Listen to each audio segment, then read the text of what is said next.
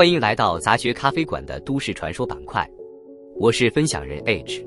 今天的都市传说是两位曾经非常著名的，但是在任期内被暗杀的美国总统肯尼迪和林肯。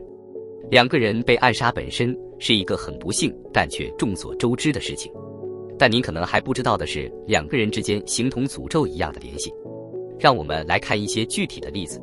林肯首次当选众议院议员是在1846年，1856年成为总统候选人，1861年当选为总统。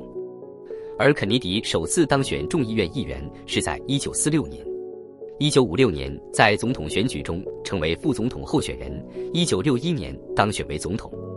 暗杀事件发生后，接替林肯的总统叫安德鲁·约翰逊，生于1808年。这位继任总统在林肯被暗杀10年后去世。而接替肯尼迪的总统叫林登·约翰逊，生于1908年，同样在肯尼迪被暗杀10年后去世。杀害林肯的约翰·威尔克斯·布斯生于1839年，而杀害肯尼迪的里哈维·奥斯瓦尔德生于1939年，全部相差了整整100年。还有，林肯是因为解放奴隶宣言的法案和南北战争而出名，而肯尼迪最有名的是因处理黑人民权问题的公民权法的法案和越南战争。林肯和肯尼迪的继任者都叫约翰逊，而且都是南方人，据说还都是共济会的成员。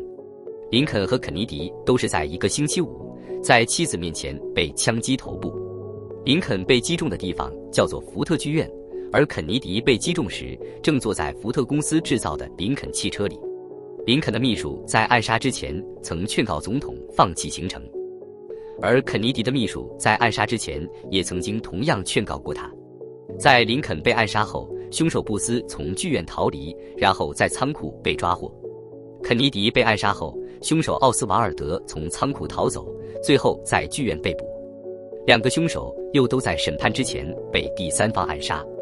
林肯在被暗杀1周前曾经去过马里兰州的一个叫做蒙罗的地方，而肯尼迪在被暗杀1周前曾经与玛丽莲·梦露见面。